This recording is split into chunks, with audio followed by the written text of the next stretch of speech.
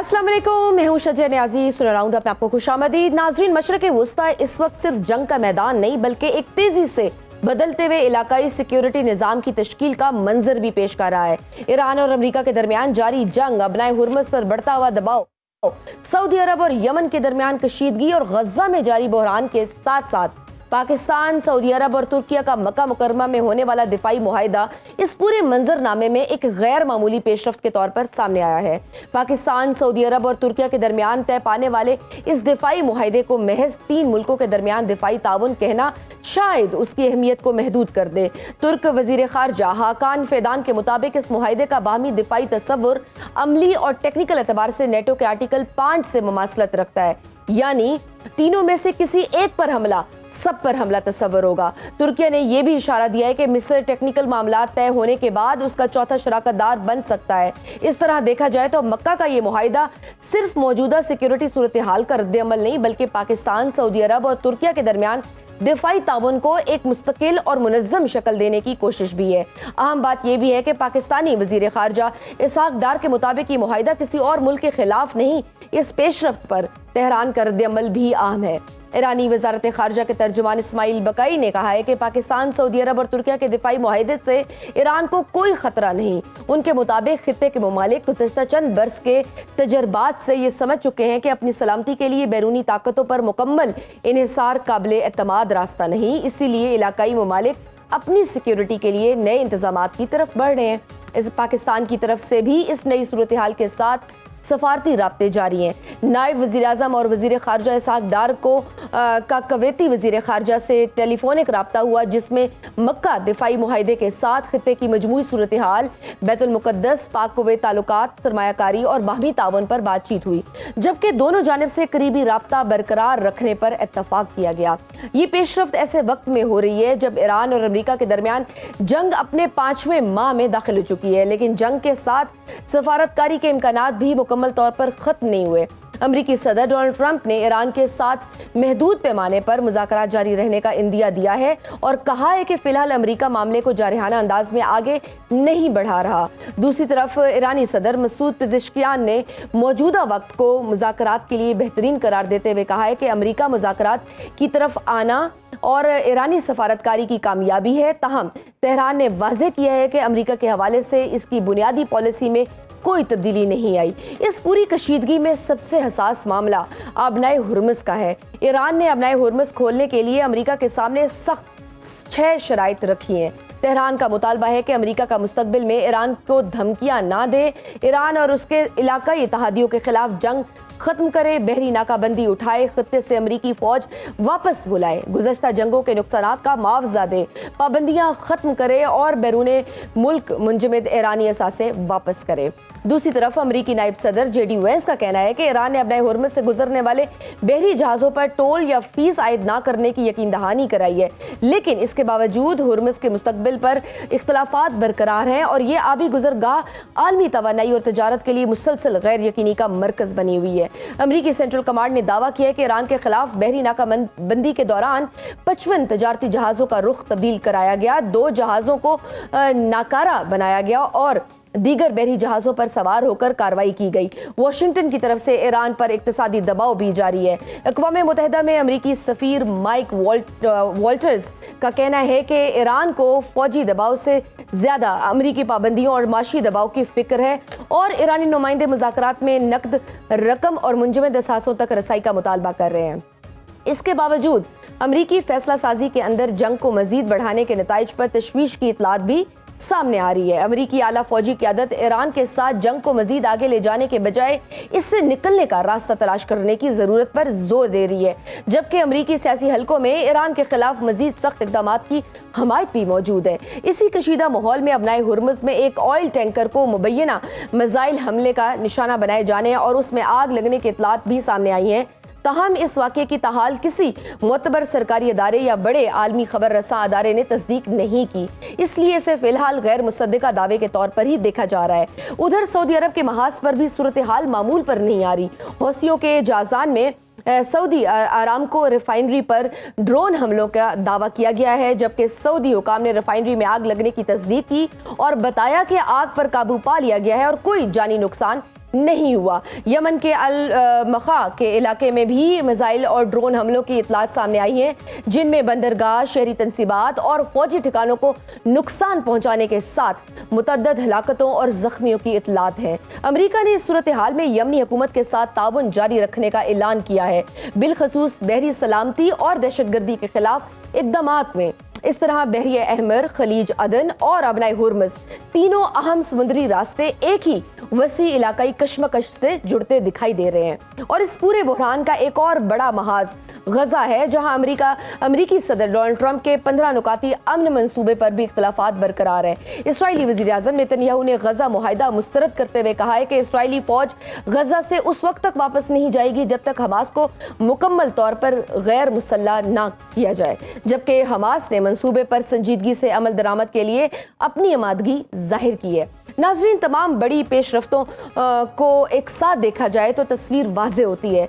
एक तरफ America Iran पर फौजी और इक़्तिसादी दबाव बरकरार रखे हुए है, दूसरी तरफ तेहरान मुज़ाकरात की गुंजाइश भी छोड़ रहा है, लेकिन सख्त शराइत के साथ। अबनाए हुर्मुज़ आलमी तजारत और तवानाई के लिए दबाव का मरकज़ बनी हुई है। सऊदी अरब और यमन में कशीदगी फिर बढ़ रही है और गजा में अमन की कोशिशें इसराइली मौक़िफ़ से टकरा रही हैं। और इसी दौरान पाकिस्तान, सऊदी अरब और तुर्किया ने अपने दिफाई ताउन को एक बाकायदा मुआहिदे की शक्ल दे दी है। पाकिस्तान के लिए इस पूरी सूरत हाल की अहमियत इसलिए भी बढ़ जाती है कि मक्का का दिफाई मुआहिदा सिर्फ एक खारजा पॉलिसी पेशरफ्त नहीं, बल्कि ऐसे वक्त में सामने आया है जब खित्ते की ताकतें अपनी सिक्योरिटी तरजीहात असर नौ तय कर रही हैं। इस्लामाबाद को अब बैक वक्त अपने नए दिफाई शराकतदारों के साथ ताल्लुकात मजबूत रखने हैं, खलीजी ममालिक के साथ सफारती तवाज़ुन बरकरार रखना है और ईरान के साथ हमसाए होने के तकाजे निभाने हैं। अमेरिका के साथ अपने अहम ताल्लुकात को भी मुतासर होने से बचाना है।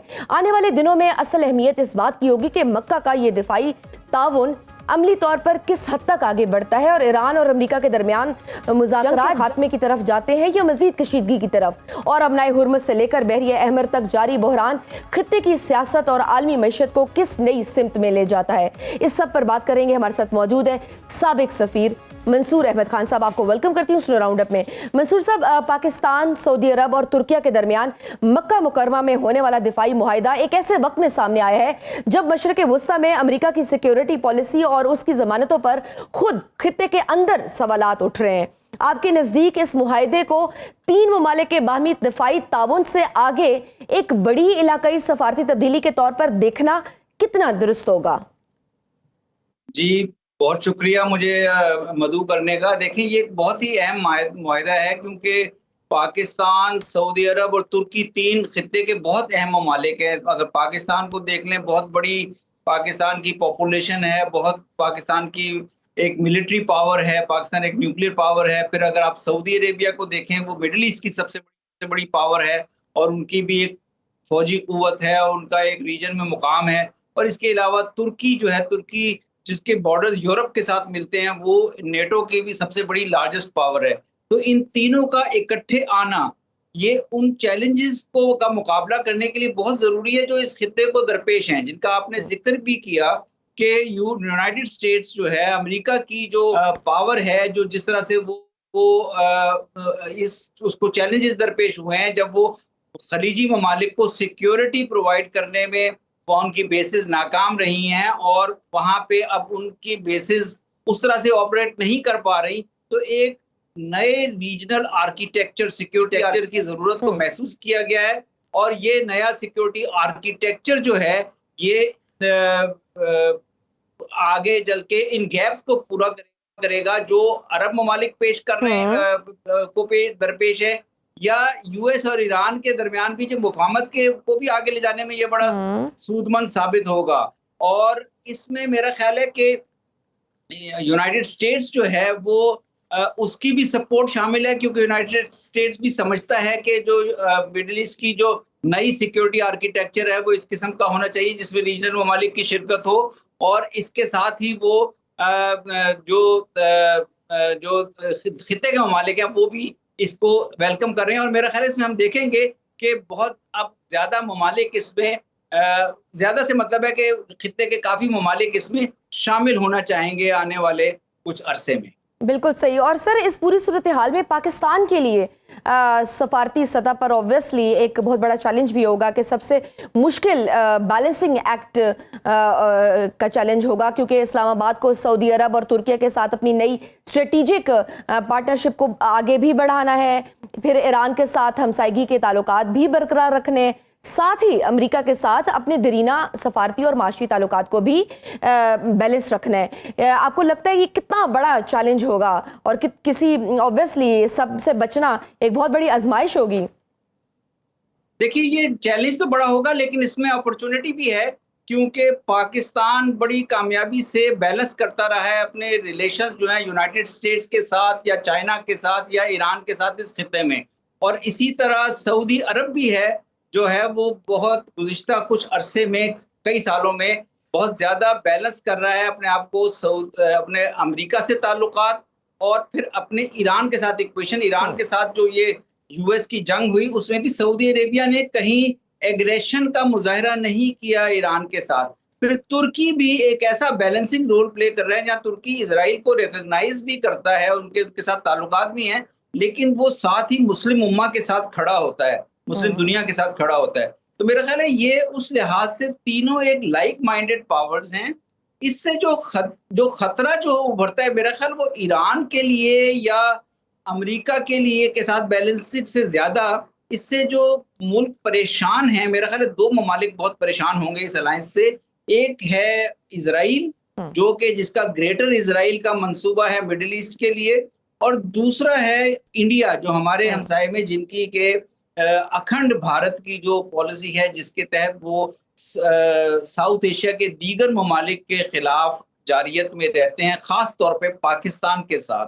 तो मेरा ख्याल है कि इन दो ममालिक को इससे तशवीश है, लेकिन बाकी आप देखेंगे कि इसमें ओआईसी ने इसको वेलकम किया है, मुस्लिम ममालिक ने इसको वेलकम किया है, और बहुत से मेरा ख्याल है कुछ जो ममालिक जो हैं खास तौर पे जो मुस्लिम दुनिया के, जैसे कतर है या इजिप्ट है या इस तरह की गल्फ की छोटी रियासतें, वो इस किस्म के कलेक्टिव सिक्योरिटी फ्रेमवर्क में आने को तरजीह देंगी जिसमें एक मुस्लिम कंट्रीज का अलायंस हो जो कि कलेक्टिव सिक्योरिटी भी प्रोवाइड करे, और जहां कहीं निगोशिएशंस में आपको कलेक्टिवली जाने की जरूरत है मसलन पैलेस्टाइन के इशू पे, तो वो रोल भी प्ले करे।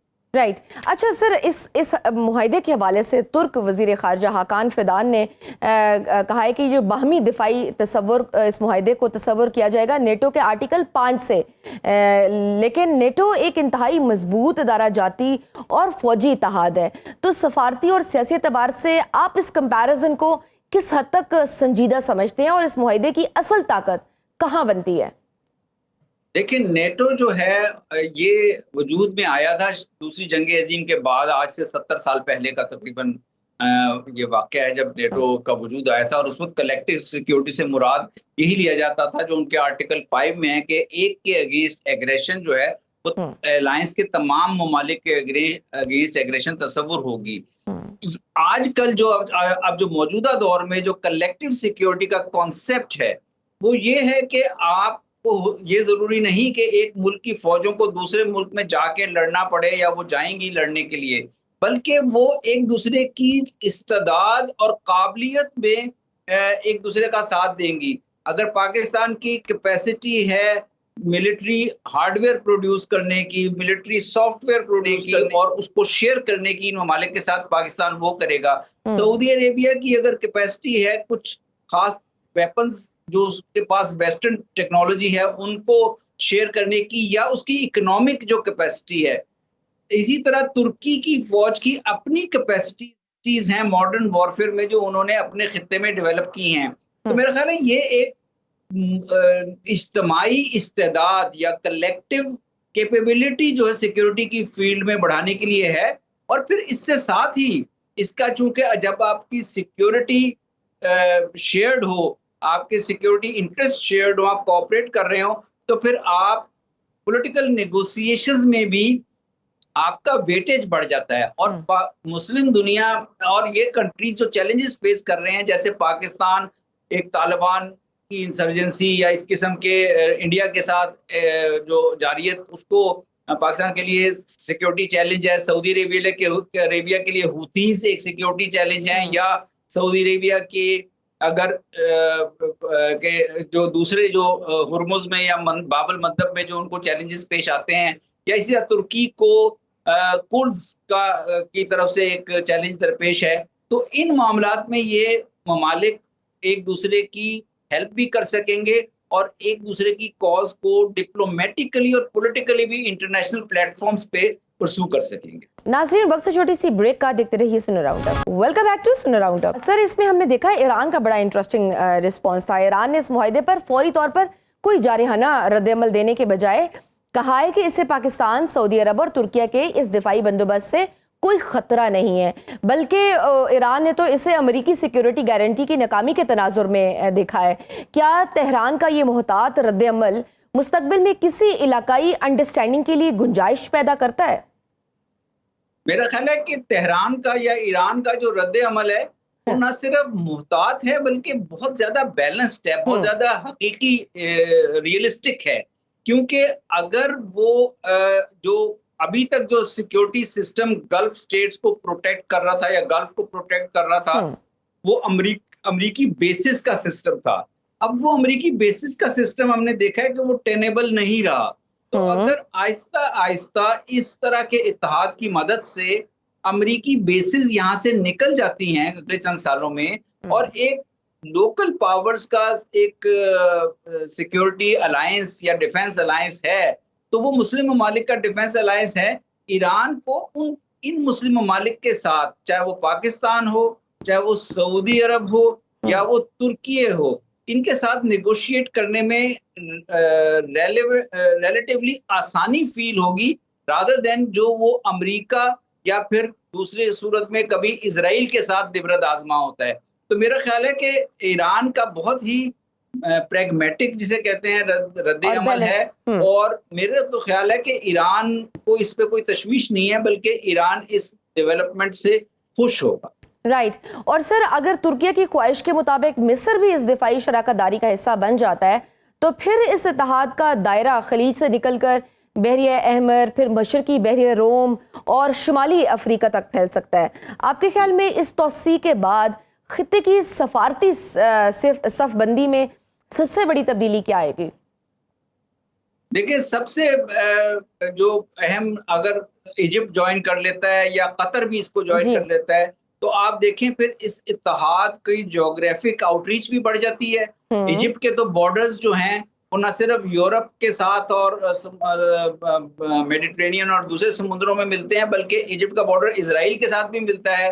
तो जो मुस्लिम उम्मा के जो बेसिक कॉजेज हैं, खास तौर पे पैलेस्टाइन कॉज जो है, उसको परसू करने में मुस्लिम ममालिक जो हैं, ओआईसी है या इस्लामी ममालिक हैं, उनका वेटेज बहुत बढ़ जाएगा और उनकी कोशिशों में बड़ी ना सिर्फ जोर आ जाएगा, बल्कि एक इस किस्म की उसमें फोर्स आ जाएगी जिससे वो जो दीगर फोरम्स हैं, इंटरनेशनल फोरम्स, यूनाइटेड नेशंस और या रीजनल जो फोरम्स है वहां पे भी, या ओआईसी है, उन जगहों पे भी बेहतर एक कंसर्ट कोऑर्डिनेटेड अप्रोच फॉलो कर सकेंगे। तो मेरा ख्याल है कि इसका बहुत इसके दूरस नताइज होंगे, असरात होंगे।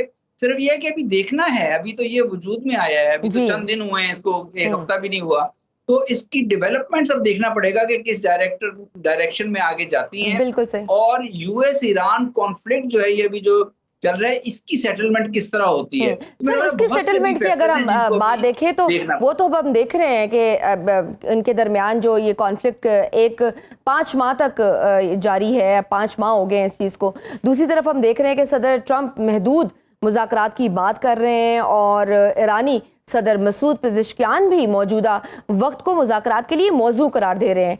क्या ये वाकई जंग के खात्मे की तरफ बढ़ने की अलामत है, या दोनों फरीक सिर्फ अपने अगले स्ट्रेटेजिक मूव के लिए वक्त हासिल कर रहे हैं? मेरा ख्याल है कि जो अभी आपने देखी, आपके नाजरीन ने देखी जो रिपोर्ट्स आई हैं, जिसमें अमेरिका की तरफ से भी, अमेरिका के सिक्योरिटी इदारों की तरफ से भी ये ओपिनियन आई है और ये असेसमेंट आई है कि इतनी लंबी जंग, 5 माह की जंग, जिसमें अमेरिकन्स ने ये एज्यूम नहीं किया था, ये उनका अंदाजा नहीं था कि उनके इतने वसाइल खर्च हो जाएंगे, इतने वेपन सिस्टम्स जो है उनके इंपॉर्टेंट पेट्रियट वेपन सिस्टम्स वगैरह शॉर्टेज का शिकार हो जाएंगे। तो उनकी भी तरफ से भी इस वक्त इस बात पे जोर है कि ये जंग खत्म होनी चाहिए। वो इस बात पे मेरा इस नुक्ते पे मुत्तफिक हैं। सिर्फ अब जो देर हो रही है या जो डिले आ रहा है, वो जो मामलात तय होने हैं, जो Islamabad memorandum of understanding sign हुआ था, उसमें जो हुर्मुज पे ईरान की पोजीशन नई डेवलप हुई है इस जंग के आने के बाद से, कि वो हुर्मुज में एक फ्रेमवर्क चाहता है, वो फ्रेमवर्क भी अगेन रीजनल फ्रेमवर्क की तरह का होगा। वो उस पे किस तरह गल्फ के ममालिक एग्री करते हैं और उस पे किस तरह अमेरिका एग्री करता है, या न्यूक्लियर इश्यूज पे किस किस्म का, तो ये सारे points Islamabad memorandum of understanding में मौजूद हैं। लेकिन इनकी जो अब आगे इंटरप्रिटेशंस और इस पे जो एग्री करना होगा वो बहुत जरूरी हो जाएगा। और मेरा ख्याल है पाकिस्तान के लिए डिप्लोमेटिकली भी इस वक्त एक और अपॉर्चुनिटी या स्पेस खुलेगी, जिसमें अब जहाँ पे ये जो ईरान अमेरिका तनाज़ा जो है एक मुश्किल गुज़िश्ता चंद हफ्तों में मुश्किल हालात से बहुत गुजरा है, उसमें अब आगे फाइनल मुफाहमत या फाइनल एग्रीमेंट की तरफ ले जाने में मेरा ख्याल है कि आगे हम प्रोग्रेस देखेंगे। सही, क्योंकि हम देख रहे हैं कि अब नए हुर्मुज खोलने के लिए ईरान ने अमेरिका के सामने काफ़ी सख्त शराइत रखी हैं, जिनमें पाबंदियों का खात्मा है, मुंजमद असासों की वापसी और खित्ते से अमेरिकी फ़ौज के इनखला जैसे मुतालबात शामिल हैं। फिर जो जंग में नुकसान हुआ है वो भी पूरा करने की बात की जा रही है। क्या तेहरान इन शराइत के ज़रिए मुज़ाकरात की मेज़ पर अपनी बारगेनिंग पोजीशन मजबूत कर रहा है, या ये मुतालबात किसी समझौते तक पहुँचने में आपके ख्याल में मज़ीद रुकावट बन सकते हैं? नहीं, मेरा ख्याल है कि एक तब्दीली आई है 28 फरवरी जब ये जंग स्टार्ट हुई थी, शुरू हुई थी, और उसके बाद जो जिस जगह हम आज जंग में हैं, 28 फरवरी से पहले हुर्मुज के अंदर जो जहाजरानी है या शिपिंग है वो एक इशू नहीं थी। हुर्मुज में कभी भी जहाजरानी बंद नहीं हुई और हमेशा हुर्मुज खुला रहा है इंटरनेशनल शिपिंग के लिए। लेकिन इस जंग के शुरू होने के बाद और इस जंग के नतीजे में जो ईरान के ऊपर इतनी सख्तियां आई थी, तो ईरान के पास एक आप ये कहें कि नया टूल आ गया है, नया हथियार आ गया है, जो हुर्मुज है। और वो हुर्मुज के मामले में किसी भी किस्म की जो फ्रेमवर्क है उसके मुतालिक जो उसकी पोजीशन है उस पे बहुत ज्यादा रियायतें नहीं देगा। हाँ, अलबत्ता ये है कि अगर वो टोल की बात कर रहे हैं तो वो टोल नहीं कहेंगे उसे, वो रीजनल फ्रेमवर्क के जरिए कोई फीस हो जाएगी, उस फीस की परसेंटेज में कुछ फर्क हो सकता है। लेकिन ये ईरान के हाथ में एक बड़ी स्ट्रेंथ आ गई। ईरान को आप ये समझें कि इस हुर्मुज के मामले में बड़ी पोजीशन ऑफ स्ट्रेंथ मिली है। और मेरा ख्याल है अमेरिका या दीगर जो दुनिया की फौजी कुव्वतें हैं उनके पास कोई ऐसा रास्ता नहीं है कि वो हुर्मुज को अपने तौर पे खुला रख सके। अभी तक कोई ऐसी सिचुएशन नजर नहीं आई। तो मेरा ख्याल है कि ये तो उनको इन टर्म्स पे आना पड़ेगा। जी, ईरान इस अपनी पोजीशन से विथड्रॉ नहीं करेगा और टर्म्स पे आना पड़ेगा। और लेकिन ये कि म्यूचुअली नेगोशिएशन के जरिए कोई ऐसी टर्म्स लाई जा सकती हैं जिन पे जो तमाम मुल्कों के लिए एक्सेप्टेबल। बिल्कुल।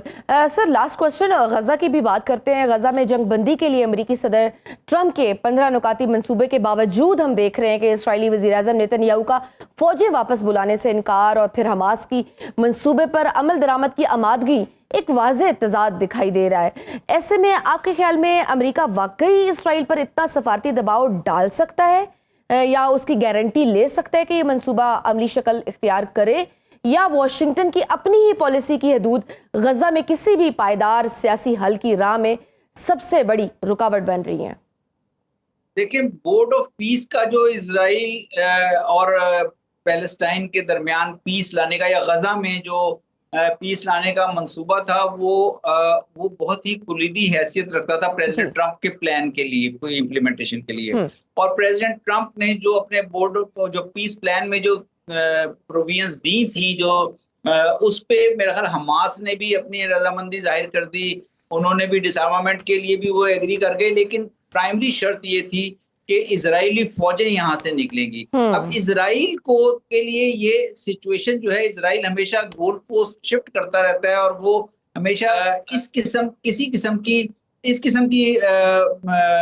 प्रोविजंस पे नहीं जाना चाहता जहां से फलस्तीनी रियासत या के क़याम की राह हमवार हो। क्योंकि अगर इजरायली फौजें एक दफ़ा विड्रॉ करती हैं गजा से, वेस्ट اور پیلسٹائن سے، تو پھر پیلسٹین کے نیکسٹ سٹیپ جو ہے، جو بورڈ آف پیس کے اوپر بھی پاورز کے اوپر بھی پریشر ہوگا کہ پیلسٹینین اسٹیٹ کے لیے آگے جایا جائے۔ ہم نے دیکھا ہے کہ یہ جو یو ایس ایران کانفلکٹ تھا، اس میں پریزیڈنٹ ٹرمپ نے اپنا اسرائیل کے اوپر پریشر یوز کرنے کا جو رستہ تھا یا ٹول تھا، وہ بہت افیکٹولی استعمال کیا ہے۔ تو میں سمجھتا ہوں کہ چونکہ اب امریکہ میں جو ڈومیسٹک الیکشنز ہیں، مڈ ٹرم الیکشنز ہیں، وہاں بہت بڑی ایک رائے عامہ ہے جو پیلسٹائن کی فیور میں استوار ہوئی ہے، ہموار ہوئی ہے ان گزشتہ چند ہفتوں اور مہینوں اور گزشتہ 1-2 سال کے دوران۔ وہاں ڈیمانڈ یہ ہے، اگر آپ امریکن پولیٹکس کو بھی دیکھیں، کہ ایک فیئر سولوشن اب ہو جانا چاہیے پیلسٹائن کے ایشو کا۔ تو پریزیڈنٹ ٹرمپ کے اوپر ہوگا کہ اگر وہ مڈ ٹرم میں کوئی بڑا نقصان نہیں اٹھانا چاہتے سیاسی طور پر، تو وہ اسرائیل کے اوپر پریشر ڈالیں کہ اس قسم کے کسی ایکشن سے اسرائیل کو روکا جائے کہ اسرائیل شوڈ بیہیو۔ بالکل صحیح، بہت شکریہ سابق سفیر منصور احمد خان صاحب ہمارے ساتھ موجود تھے۔ آپ نے سنی وقت سے چھوٹی سی بریک کا، دیکھتے رہیے Suno round up. Welcome back to Suno round up. Program کے اس حصے میں ہمارے ساتھ موجود ہیں دفاعی تجزیہ کار major general retired Tariq Rashid sahab. Sir, آپ کو ویلکم کرتی ہوں سنو راؤنڈ اپ میں۔ جنرل صاحب، پاکستان، سعودی عرب اور ترکیہ کے درمیان مکہ مکرمہ میں ہونے والے دفاعی معاہدے کو آپ خطے کی موجودہ حالات میں کس نوعیت کی بڑی عسکری پیش رفت سمجھتے ہیں، اور کیا یہ کہنا درست ہوگا کہ تینوں ممالک نے اپنی سلامتی کے معاملات میں باہمی تعاون کو باقاعدہ ایک نئے مرحلے میں داخل کر دیا ہے؟ دیکھیں، بالکل آپ صحیح کہہ رہی ہیں، یہ تاریخی لمحہ ہے اور یہ تاریخی معاہدہ ہے، یہ ڈیفائننگ مومنٹ ہے، اور یہ پاکستان، سعودیہ، ترکیہ کے عواموں کی آواز ہے، ان کی امنگوں کی ترجمان ہے۔ جیسے آپ کو پتہ ہے کہ سعودی عربیہ کے ساتھ ہمارے اسٹریٹجک تعلقات ہیں، ہم یک جانب دو قالب کی ہماری جو ہے اس طرح سے ہماری ویلیوز تھیں، اس طرح سے ہم ایک دوسرے کو سمجھتے تھے، اور ہماری افواج تو پہلے بھی سعودی عربیہ کے دفاع کے لیے وہاں اپنی سروسز انجام دینے کے لیے جاتی رہیں۔ میں خود ایز اے کیپٹن میں نے سعودی عربیہ کی یونیفارم پہنی، اور وہاں ان کے تبوک شہر میں جو ایریا کمانڈ تھی، قاعدہ منطقہ شمالیہ الغربیہ، وہاں میں نے ایز اے کیپٹن 3 سال خدمات دی، اور وہ جگہ اسرائیل کے بارڈر سے قریب تر تھی، اور وہاں ہم جا کے جارڈن اور وہاں سے اسرائیل کا بارڈر نظر آتا تھا، وہاں جا کے ہم پیشہ ورانہ معاملات کو دیکھتے رہتے تھے۔ تو ان کے ساتھ ہمارا ایسا تعلق ہے سعودی عربیہ کے ساتھ کہ وہ اپنے آپ کو خادمین حرمین شریفین کہتے تھے، اور ہمیں کہتے تھے کہ آپ محافظ حرمین شریفین ہیں۔ یہ ایسا اعزاز تھا جو 57 اسلامی ممالک میں صرف پاکستان کو حاصل تھا۔ اگر شاید میں آپ کو بتاتا چلوں، شاید آپ کو پتہ نہ ہو، میں کئی دفعہ ترکیہ وزٹ کرنے گیا، اور ایک دفعہ میں جب آفیشیل وزٹ پہ تھا، انہوں نے مجھے بتایا کہ ہمارے سلیبس میں یہ لکھا ہوا ہے کہ دنیا میں اگر کوئی آپ کا مخلص دوست ہے تو وہ پاکستان ہے۔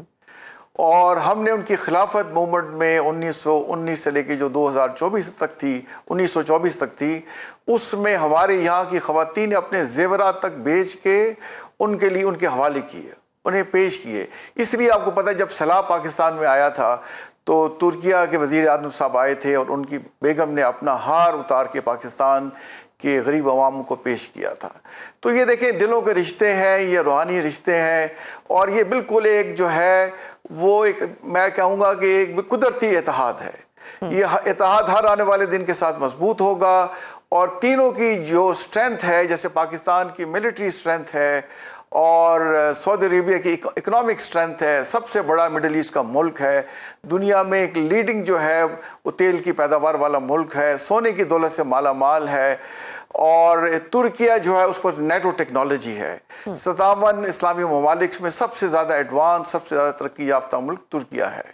تو یہ تینوں، یہ جو معاہدہ ہمارا ہوا ہے ٹرائی لیٹرل اور ملٹی لیٹرل، یہ تینوں ممالک کے عوام کی ترجمان ہے، اور ہر آنے والے دن کے ساتھ ہماری اسٹرینتھ جو ہے اس کو سینرجائز کیا جائے گا، تینوں ممالک مضبوط ہوں گے، اور یہ کسی کے خلاف نہیں ہے۔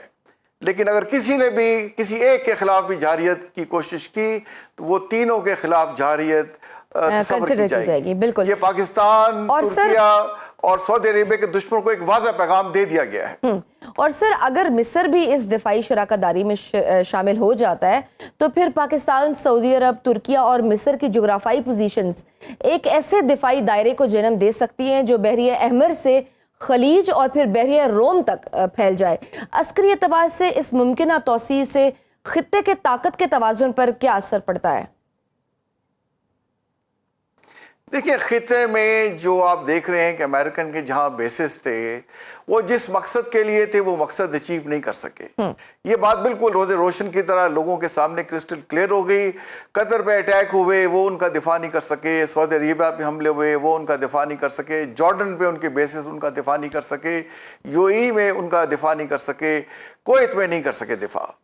और पाकिस्तान पे जब हमारे दुश्मन ने उन्होंने हम पे अटैक किया, मैं लास्ट मार के हक की बात कर रहा हूं, तो देखिए हमने चंद दिनों में उसे इबरतनाक और तारीखी शिकस्त दी और अमेरिका से जाके उसने माफी तलाफी की, वरना हमने उनका सफाया कर देना था। तो ये तमाम मिडिल ईस्ट के ममालिक को रियलाइज हुआ कि इस वक्त दुनिया में जो क्रेडिबल ताकत है, जो ये कहते हैं वो करके दिखाते हैं, तो वो पाकिस्तान है। और जिस तरह से ईरान ने पाकिस्तान पे भरोसा किया और अमेरिका ने भी पाकिस्तान को ट्रस्ट किया, और जिस तरह से इस्लामाबाद MOU में पाकिस्तान ने दोनों ताकतों को, ईरान और अमेरिका को, एक फेस सेविंग दी थी, वो बेमिसाल थी। और आज भी दोनों के दरमियान जो मीडिएशन का रोल प्ले कर रहा है वो पाकिस्तान कर रहा है। तो ये मुआहदा किसी के खिलाफ नहीं होगा। जैसे तुर्किया से बयान उनके फॉरेन मिनिस्टर के आए कि इसमें और ममालिक भी शामिल हो सकते हैं, उन्होंने इजिप्ट का तो नाम ले लिया और बाकी ममालिक भी इसमें ख्वाहिश जाहिर कर रहे हैं, जैसे कुवैत है, जैसे कतर है। तो मैं उम्मीद करता हूं कि इसमें और इस्लामी ममालिक शामिल होंगे और हर आने वाले दिन के साथ ये जो इत्तेहाद है मजबूत से मजबूत तर होगा। और जो इस रीजन में है, अब इस इत्तेहाद की जो इन्फ्लुएंस है, जो क्रेडिबिलिटी है, वो बढ़ेगी और पाकिस्तान इस पूरे रीजन में एज ए ब्रिज और नेट सिक्योरिटी प्रोवाइडर और एक स्टेबलाइजिंग रोल अदा करेगा। और हो सकता है किसी आने वाले वक्त में इसमें ईरान भी शामिल हो जाए। राइट, और उसने खैर मकदम भी किया है इस चीज़ को। अच्छा सर, अमेरिका की जानिब से सऊदी अरब के साथ जोहरी तावन को इब्राहिमी मुआहदों में शमूलियत से जोड़ने की बात सामने आई और फिर इसी दौरान पाकिस्तान, सऊदी अरब और तुर्किया के दरमियान अहम दिफाई मुआहदा भी तय पा गया।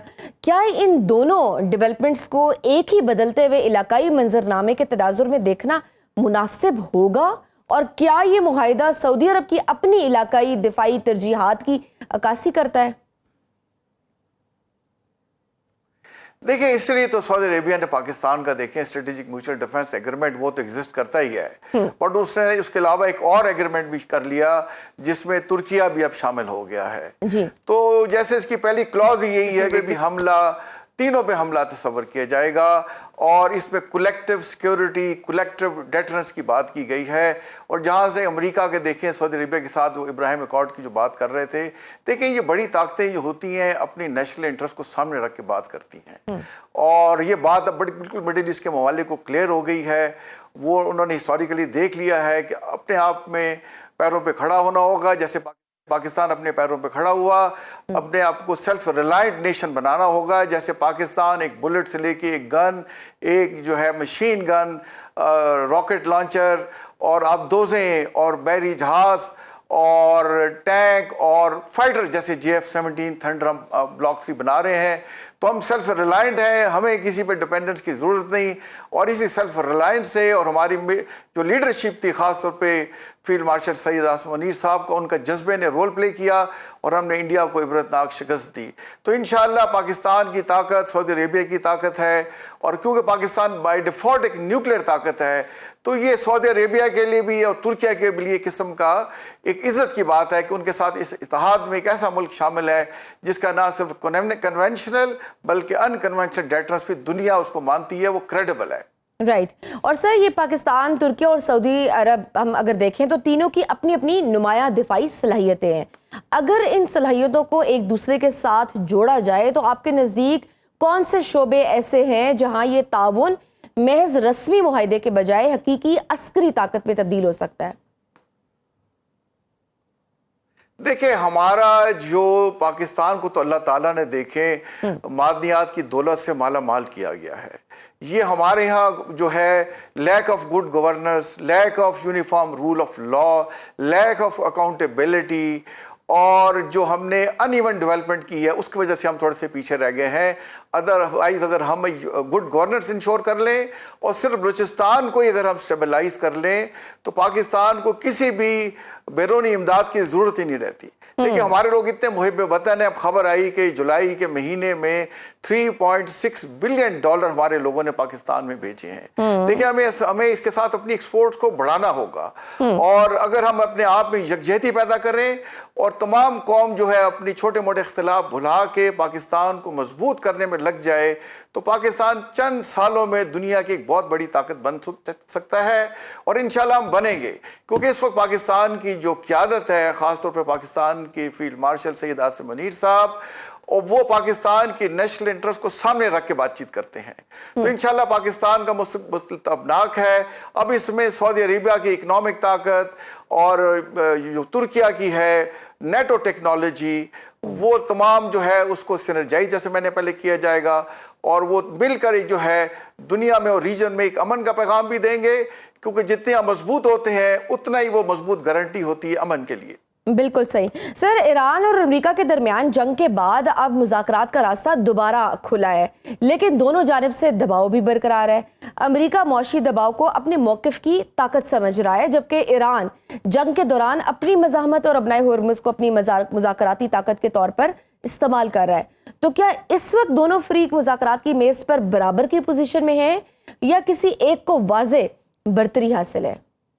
कौन बार्गेनिंग पोजीशन में बेहतर है? देखिए मेरा ख्याल है इस वक्त जो ईरान की पोजीशन है, जो स्टेट ऑफ हुर्मुज़ पे उनका कंट्रोल है, उनसे उनकी पोजीशन बहुत बेहतर है। देखिए अमेरिका जो था एक मिलिट्री ऑब्जेक्टिव के साथ आया, और वो ऑब्जेक्टिव अचीव नहीं हो सके। अब एक मिलिट्री कॉन्फ्लिक्ट इकोनॉमिक कॉन्फ्लिक्ट में तब्दील हो गया है, और पूरी दुनिया की इकोनॉमी इससे इफेक्ट हो रही है। अब ये लिवरेज जो ईरान का स्टेट ऑफ हुर्मुज़ पे है, देखें उस पे वो पूरी तरह उनको उसका एहसास हो चुका है, और अब उन्होंने देखिए 6 डिमांड्स दे दी हैं, और सारी डिमांड जो है वो हमारा जो मुआहदा था इस्लामाबाद में मेमोरेंडम ऑफ अंडरस्टैंडिंग उस पर मौजूद थी। तो अमेरिका ने थोड़ा सा जो फेयर प्ले नहीं किया कि उन्होंने अमानी वाटर से एक स्टेट को खोल के और शिपिंग लेन बना ली थी, जिसको जब ईरान को एहसास हुआ तो उन्हें 7 जुलाई को 3 टैंकर्स को हिट किया कि आप बगैर हमारे बताए हमें इन्वॉल्व किए बगैर स्टेट को इस तरह से इस्तेमाल नहीं कर सकते। और अब देखें ईरान और ओमान की जो है वो फाइनल स्टेट पे बातचीत हो रही है, और लेकिन ईरान ने अब 6 डिमांड्स दे दी हैं, और उनकी मेन डिमांड यही है कि पहली डिमांड यही कि आप हमारे खिलाफ बातचीत जो है आप हमें जो अंडरमाइन करते हैं, एक विनिंग नैरेटिव के साथ बात करना चाहते हैं और हमें धमकियां देने बंद करें, और दूसरी ये है कि हमारा ब्लॉकेट हटाएं। देखिए ईरान का 2.5 मिलियन बैरल ऑफ ऑयल रोज वहां से एक्सपोर्ट होता था, अब उस पर इन्होंने को ब्लॉकेट लगाया हुआ है। बहुत कम मेरा ख्याल इक्का दुक्का शायद टैंकर खामोशी से निकल रहे हो, वरना उन पे कंप्लीट ब्लॉकेट लगा हुआ है। तो उन्होंने कहा इस ब्लॉकेट को हमारे से हटाएं और हमारी सैंक्शंस हटाएं। फिर उन्होंने कहा कि हमारे एसेट्स अनफ्रीज करें और हमें कंपनसेशन दें। देखिए कंपनसेशन तो इस्लामाबाद एमओयू में आपको पता है शजिया के $300 बिलियन लिखे हुए थे कि अमेरिका मिडिल ईस्ट के ममालिक से मिलकर ईरान की रिकंस्ट्रक्शन में इस्तेमाल करेगा।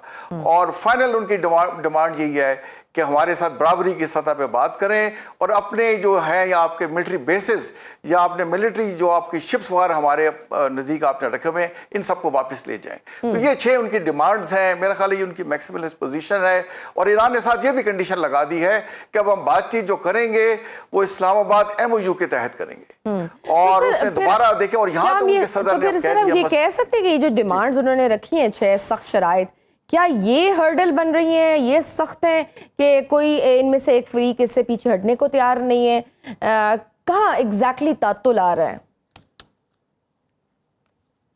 देखिए तौतल मिसट्रस्ट में आ रहा है कि जो बातचीत करते हैं कि ठीक है हम बातचीत करते हैं, फिर वहां से ट्रम्प साहब बयान दे देते हैं कि मैंने पूरी उनकी जो है मिलिट्री का सफाया कर दिया है, हमने सारे उनका इंफ्रास्ट्रक्चर तबाह कर दिया है, हमने उनके डिफेंस सिस्टम को तबाह कर दिया है, और साथ बातचीत का भी करते हैं। अब देखिए खबर ये आई है, मैं आपसे शेयर करता हूं कि उसमें उन्होंने कहा है उनके जो ज्वाइंट चीफ हैं डेन केन साहब, उन्होंने कहा है कि मैंने ट्रम्प साहब को मशवरा दिया है, न सिर्फ मैंने दिया है बल्कि जेडी वाइंस ने दिया है और मार्को रूबियो ने दिया है और सीआईए के डायरेक्टर ने दिया है कि आप ईरान के साथ ऑफ रैम्प یعنی کہ جنگ کے علاوہ اور رستہ دیکھیں. ہم صرف ایئر کیمپین سے یا میزائل سے ایران کو شکست نہیں دے سکتے. دیکھیں یہ وہاں کے میڈیا میں یہ چیز جو میں آپ سے شیئر کروں اور رپورٹ ہوئی ہے, تو اس لیے آپ دیکھیں ٹرمپ صاحب نے بیان دیا کہ ہم بجائے ملٹری انسٹرومنٹ کے استعمال کرنے سے ہم ان کا بلاکیڈ رکھیں گے اور اکنامک پریشر ڈالیں گے. یہ دیکھیں ایران پہ بہت بڑا اکنامک پریشر ویسے آیا ہوا ہے کہ ان کا دیکھیں آج بھی جو رپورٹ ہوئی ہے جولائی کے مہینے میں انفلیشن جو ہے 88% ہے, اور وہ کہہ رہے ہیں کہ کھانے پینے کی چیزوں میں انفلیشن 100% سے بڑھ چکی ہے, اور جو کنورجن ریٹ ہے ایرانی ریال کا وہ 1.9 ملین ایرانی ریال کا $1 مل رہا ہے. تو اکنامک پریشر تو بہت زیادہ ہے, لیکن پاکستان میڈیشن کرا رہا ہے.